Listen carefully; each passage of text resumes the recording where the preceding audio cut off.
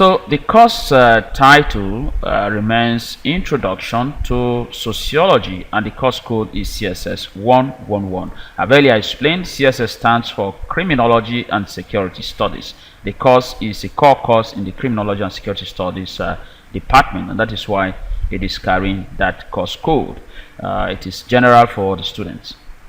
So the first topic here that we are going to be looking into is social interaction. Social interaction. Social interaction. This is actually not a very complex topic. As you know, I'm sure you have come across the term interaction. Interaction, and of course you have also come across the term social. Okay, so it's a very simple topic. Pay attention while I make the presentation. First of all, what are the intended learning outcomes? What are expected? What are the expectations from you that at the end of the lesson that you should be able to do with this topic? The first thing here is the meaning of social interaction. The meaning of social interaction. What is social interaction? If you're asked, define social interaction, what is the meaning of social interaction? All of those have the same answer, all right? They tend towards the same thing. Somebody can ask you, explain the concept of social interaction. Critically analyze the term social interaction. Define the term social interaction. All of that must bring in the definition of social interaction. And by way of simple definition, social interaction entails the interactions or relationships, right, that exist between two or more people in everyday life. Now, this interaction has to do with nothing less than two persons. All right, you must take note of that. It has to do with nothing less than two persons. For an interaction to be social, it must have more between two and above. All right, from two persons upwards. Okay, if you are talking to yourself, I am sorry, it is not termed social interaction. It is not. But if you are talking to someone else or a group of persons, it is termed social interaction. So by way of simple definition again, social interaction entails that type of interaction or relationship that exists between two or more people in everyday life. The type of there's no relationship without interaction. All right, so if you have, that's why relationship came in here. There is no relationship without interaction because you have to communicate. That process of communicating in that relationship is termed social interaction. Okay, now if you look at the little image here that I have used, this is communication between two persons. You can see they are in pairs, all right, in pairs. So it exemplifies communication between two persons. Now, if all of them come together and they are discussing in a form of a meeting, it is also a form of social interaction. Okay, so I hope you have gotten the meaning of social interaction. It's quite a simple definition. That type of interaction that exists between two or more persons or people in everyday life. And a very good example is my talking to you now. I'm speaking to you. At the end of the class, I'm going to get feedback from you. This is a form of social interaction, right? People discussing in a meeting, a group, friends talking together, they are all involved in social interaction. Okay, now let's now look at the role of cultural scripts and ethnomethodology on social interaction.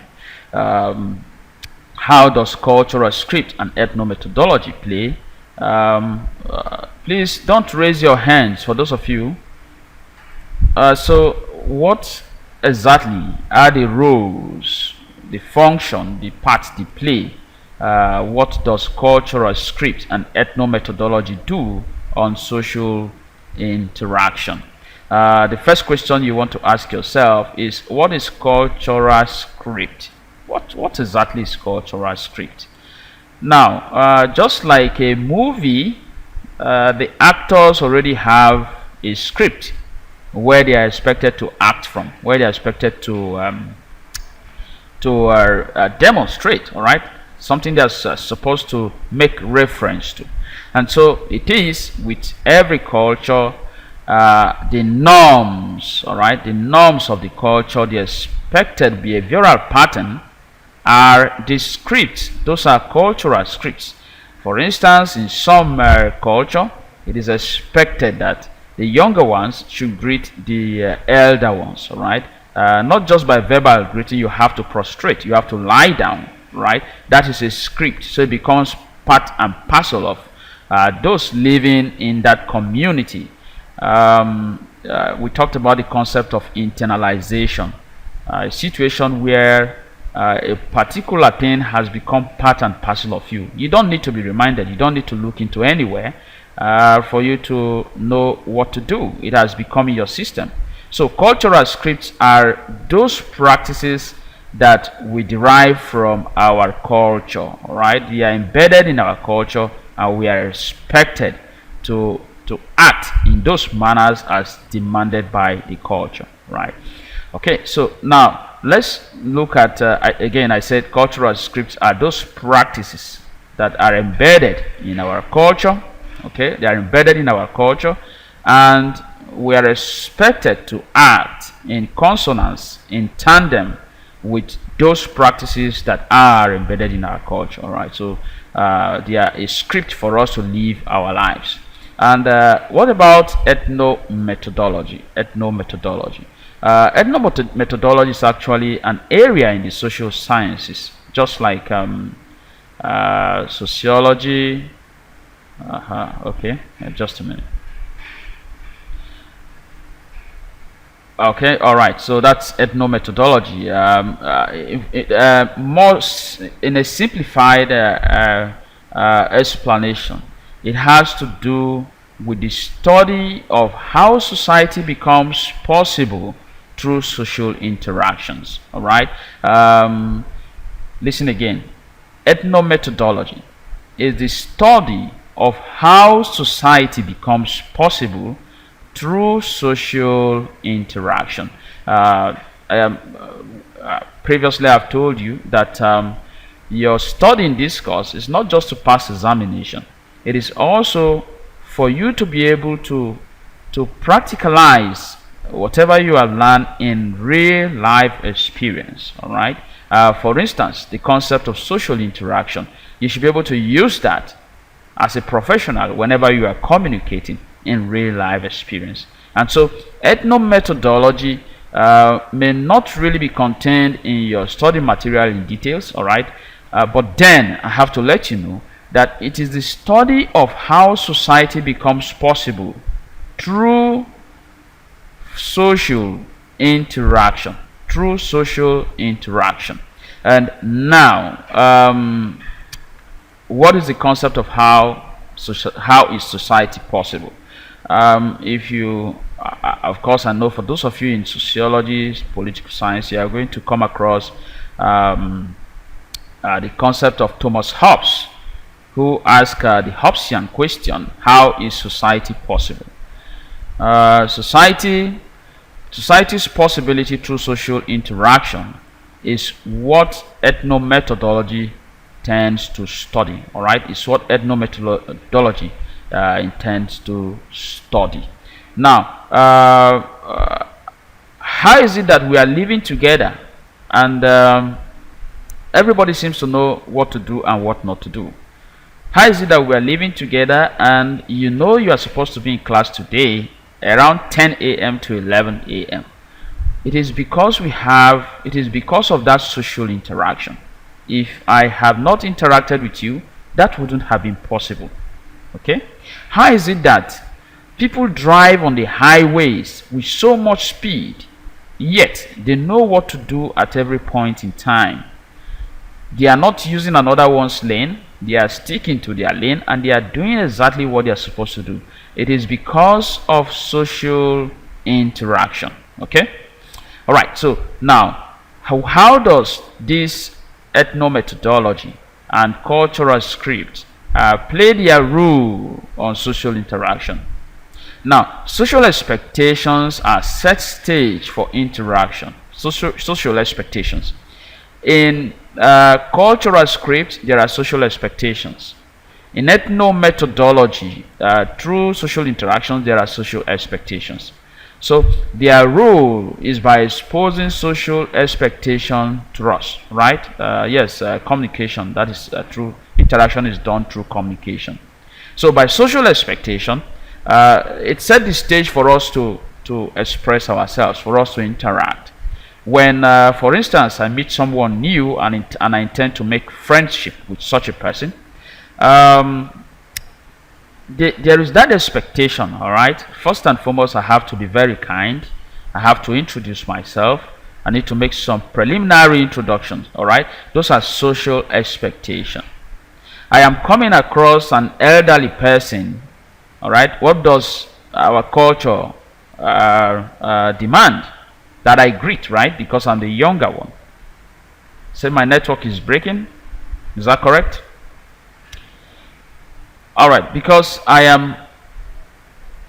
So we're talking about social expectations. So by cultural script, what the culture demands of us, and by ethno-methodology, we are able to know social expectations, what's expected of us at every point in time, and that makes social interaction possible. All right, that makes social interaction possible. Expected behaviors are taken for granted due to the internalization, that's the term there, internalization of cultural scripts. Now, what does this mean, that expected behaviors are taken for granted? Expected behaviors are taken for granted.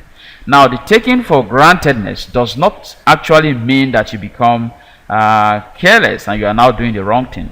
They are taken for granted because you do not need a reference material to look into them. You already know them, and so you don't need any reminder. You don't need somebody to tell you what to do whenever it is expected of you to behave in such a manner. And so that is the taking for grantedness. All right, you do it as it is expected, and that is only through cultural scripts and ethno-methodology. Okay. Now, what is ethno-methodology by simple definition? What is it? What does ethno-methodology mean? It is the countless unspoken, often unconscious rules people use to maintain order and predictability in everyday social interaction. All right, it is unconscious. That's because it has become part and parcel of you, right? And so by cultural script and ethno-methodology, and of course we have done socialization.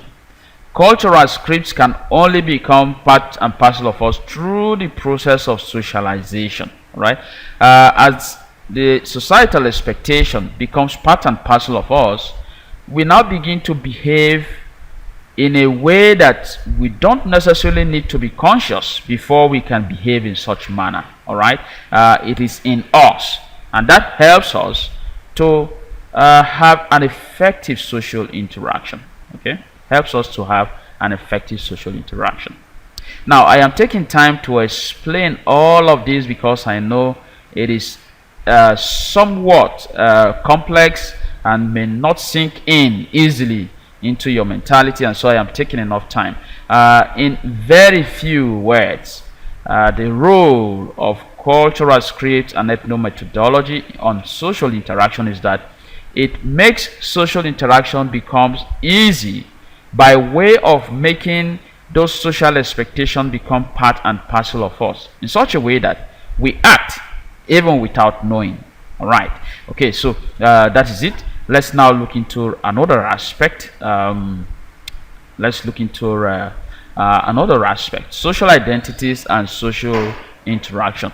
Before we go into social identities and social interaction, you may need to take down this class activity, all right, first class activity on this topic, so you will be able to test yourself to be sure that you have understood the topic of discourse. And the first question here is, what is social interaction? Remember, we talked about interactions or relationships that happens or that exist or that takes place between two or more persons in everyday society, in everyday life. All right, we have defined that, and you should be able to answer that. Okay, now explain the role of cultural scripts and ethnomethodology on social interaction. This is quite easy, and so you should be able to attempt that yourself. Okay, all right, so let's move on to the next topic, social identities in social interaction. Everything today is social everywhere, right? So let's look at social identities in social interaction. Social identities in social interaction. A social identity is our sense of who and what we are. Okay, our sense of who and what we are at every point of social interaction. Who are we? What are we at every point of social interaction? So that is social identities. I give you an instance. A female professor could be talking to a student in a class. At that point in time, the lady is known in that class as a professor, right? As a professor, and of course, the status or the respect that is given to her in that class is because she occupies the professorial position. All right, so she's given that revered position, she's given that class, she's given that respect by the student, and even in the academia, she's respected for that because she's a professor. But when the lady gets back home, she will be seen in the family as a mother, as a wife. All right, the husband takes her as a wife. The children sees her as a mother. So there are different social identities that may exist in one individual. And that is why you have this image here to show that these persons that you see are actually occupying different social identities at different times. At some point, let's say I'm driving my car and my car gets knocked down, or develops a fault, and I know how to fix that fault. The moment I start fixing that fault, I become a mechanic, right? Now, once I've stopped fixing that fault and I get to the classroom, I become a teacher.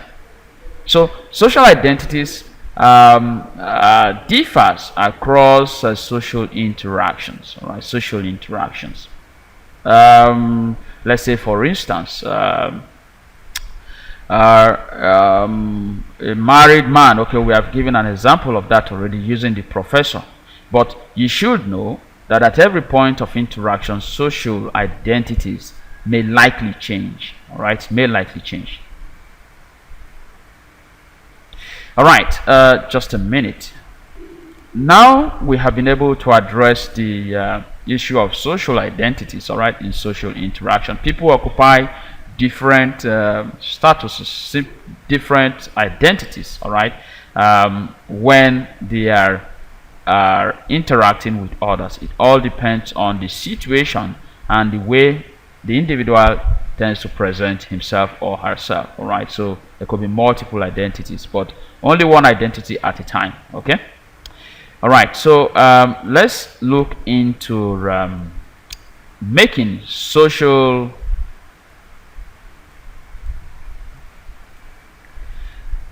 interaction positive. All right, making social interaction positive. And the example we are going to be making here, the case we are going to be looking at, is of that of children. Now, for those of you who I saw this, I deliberately brought this. All right, I deliberately brought this term into place. But I want you to learn from it, all right, because it's in your study material. Okay, it's either It's either a case or a study. All right. Using the tool is grossly tautologous. All right, it is grossly tautologous. So you either say a case of children or a study of children. You find these common mistakes across your project, students' projects. It's almost everywhere. So it's either a case of children or a study of children.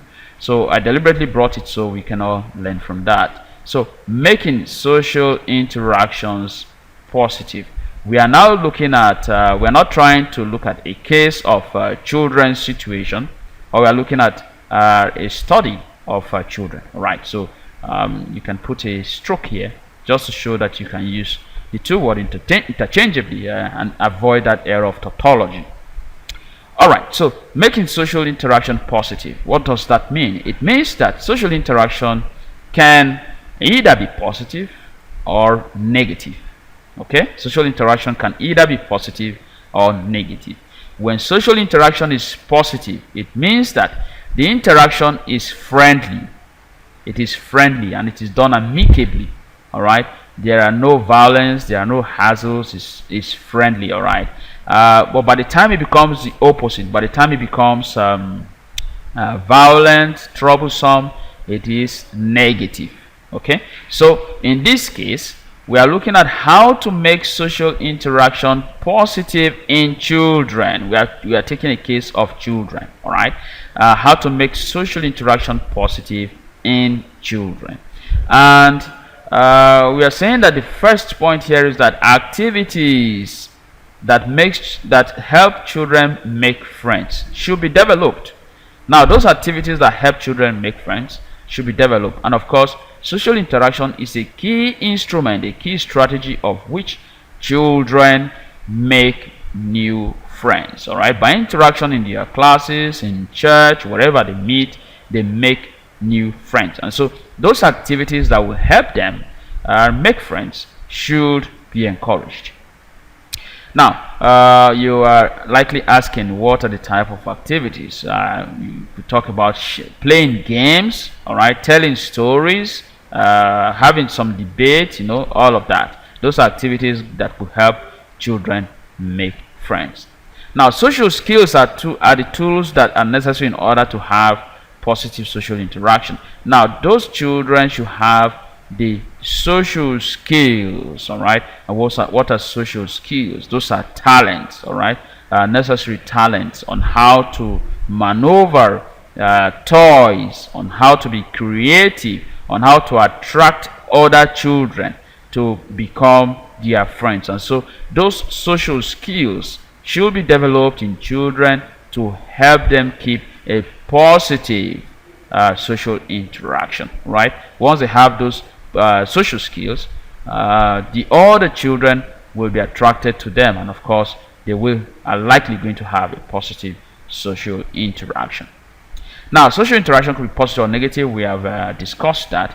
It is also a functional skill that that a child will use throughout his or her life. Okay, so social interaction is a key skill, is a functional skill that should be developed from childhood, because everybody needs it for a lifetime. All right, if I didn't have a good social interaction skill, a good social skill, I will not be able to make this presentation that I am making now. I will not be able to speak to you in a manner that you will be able to understand. All right, that is why some people,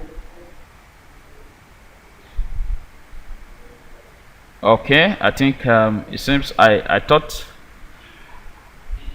we all need that social skill. It is that's why some people cannot really communicate effectively. All right, some people are even more aggressive in trying to explain a simple point. They become aggressive. All right, but when you have that social skill, you will be able to communicate efficiently. Okay, for instance, let me give you a common life experience between a young adult of male and female. Okay, young adults of male and female seeking for a date. Okay, For some guys, it is quite an easy task because they have a very good social skill. So they talk to the lady and before you know it, they are gone. But for some guys, it is extremely a difficult thing. In fact, going to talk to a lady is like asking for trouble because they may not be able to make a better presentation. So they lack that social skill in order to have an effective social interaction. So social interaction is important from childhood. It is a thing that everybody needs for a lifetime. And so it should be developed in children as they are young. You catch them young and teach them how to interact with people.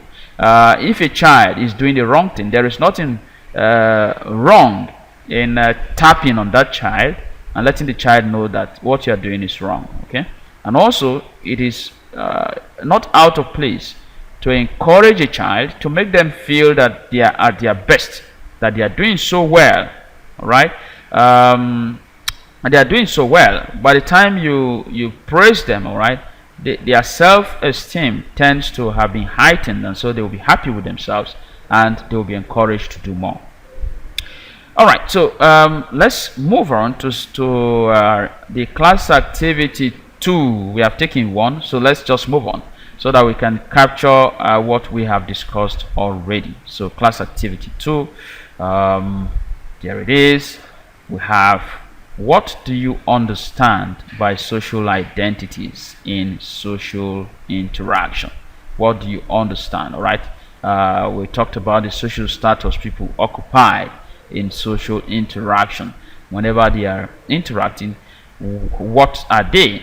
Who are they? So social identities, social identity, of course, it is what and who we are at every point in time that we are interacting. Then how can social interaction be made positive in children? We have also discussed that. Okay, you bring in activities that will help the children better in social interaction. You inculcate the attributes of social interaction right from childhood because they will need it in a lifetime. All right, and those corrective measures, when children are going out of place, you tend to correct them, then give them that appraisal in order to boost their self-confidence. All right, all of those are important. Okay, so now we are done with the topic social interaction. Okay, and I hope you have gotten a better understanding of this topic. Otherwise, pen down your questions, keep them, then you can later send them to me or communicate them, and I will be very happy to respond to them.